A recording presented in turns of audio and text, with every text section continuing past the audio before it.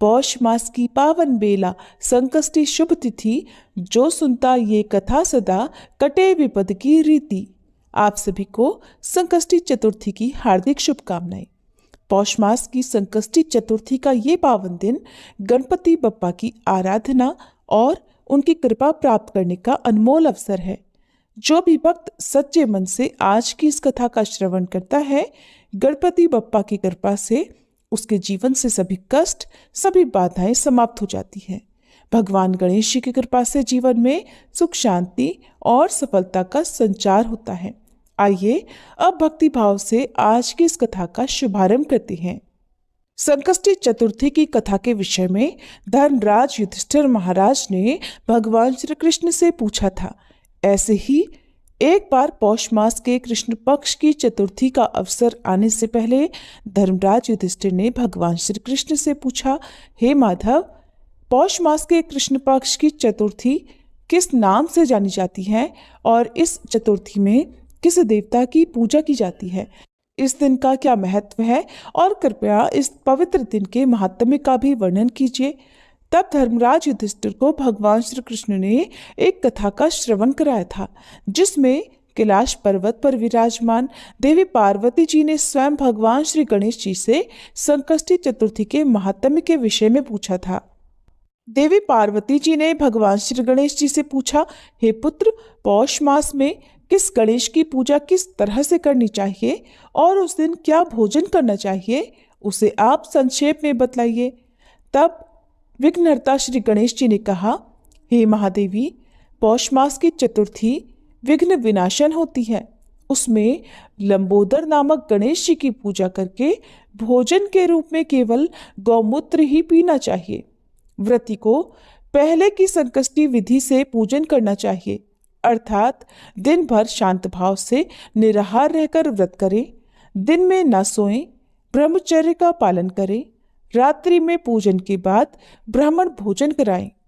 दूध से बनी खीर में शुद्ध घी मिलाकर गणपति मंत्र से हवन करें तो वह शासक को भी अपने वशीभूत कर सकता है। इस संबंध में हम आपको अब एक प्राचीन कथा सुनाते हैं। एक बार राक्षस राज रावण ने सभी देवताओं को जीतकर मदान्त होकर संध्या कर रहे बाली को पीछे से कसकर पकड़ लिया। बलशाली बाली रावण को अपनी कांख में दबाए हुए आकाश मार्ग द्वारा किष्किंधापुरी में आया और उस बंदी रावण को अपने पुत्र अंगद के लिए खिलौने के रूप में दे दिया। रावण के गले में रस्सी बांधकर अंगद ने उसे नगर में घुमाना शुरू कर दिया। विश्व विजयी रावण की ऐसी दशा देखकर सभी नगरवासियों ने अट्टहास किया। जनता कहने लगी, अरे देखो तो सही, ये विश्व विजेता रावण आज राजकुमार द्वारा सड़कों पर घुमाया जा रहा है। पूर्ववासियों की बात से लज्जित होकर रावण लंबी लंबी सांसें भरने लगा। उसका दर्प चूर हो गया। उसने अपने नाना पुलत्स मुनि का स्मरण किया। अपने नाती की दीन पुकार से मुनि को आश्चर्य हुआ कि उसके नाती की ऐसी दशा क्यों हुई। अत्यंत गर्व करने से देव, दानव, मनुष्य आदि सभी का पतन अवश्य ही हो जाता है। रावण के समीप आकर मुनि ने पूछा कि बताओ, तुमने मुझे क्यों याद किया है?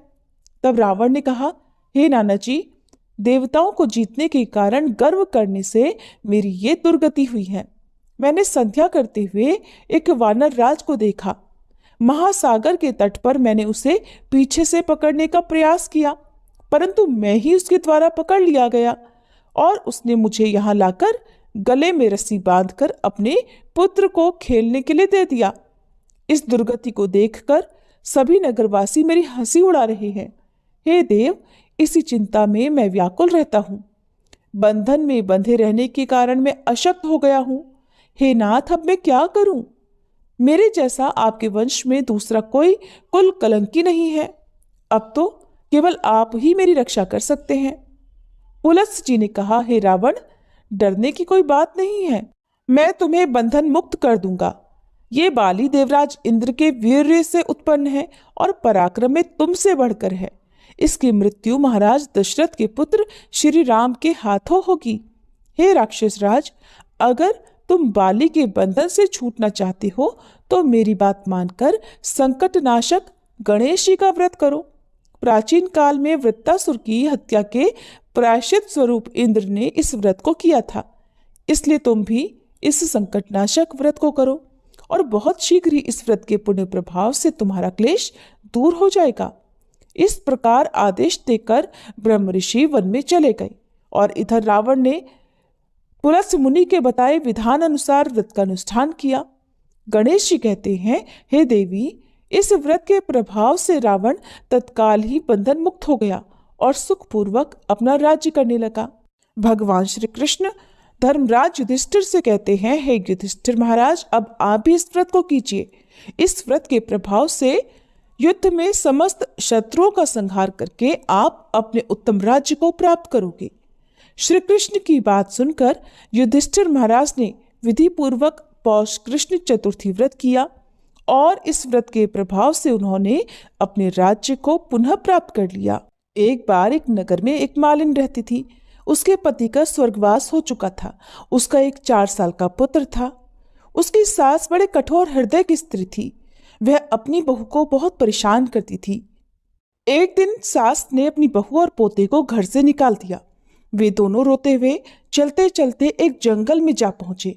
वहां एक बड़े पेड़ के नीचे बैठ गए। वहां से थोड़ी ही दूर पर गणेश जी का एक मंदिर था।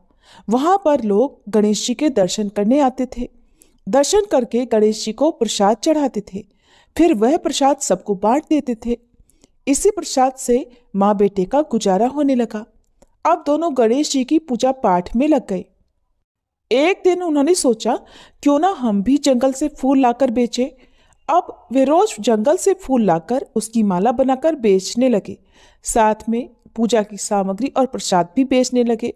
इससे उनको आमदनी होने लगी। गणेश जी की कृपा से उनकी आमदनी बढ़ने लगी। जल्दी उन्होंने मकान और एक दुकान भी बना लिया।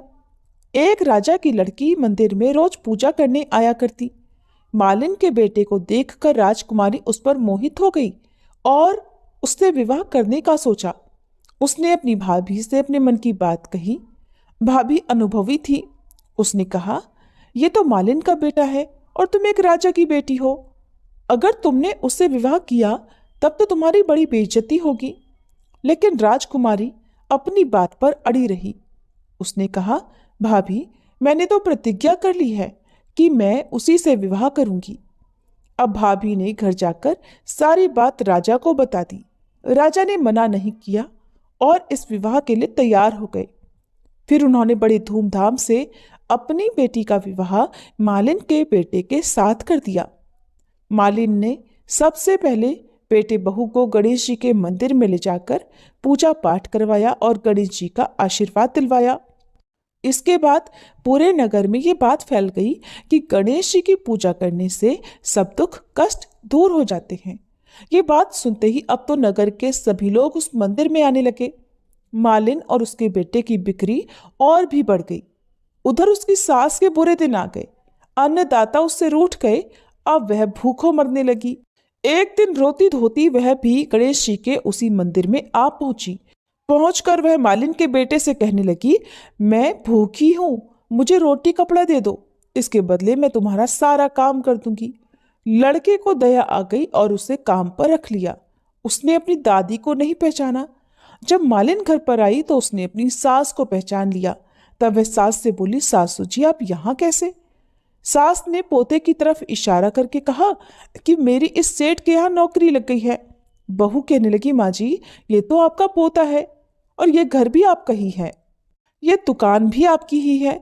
जब आपने हमें घर से निकाला तब गणेश जी ने ही हमारी रक्षा की, हमारी सहायता की।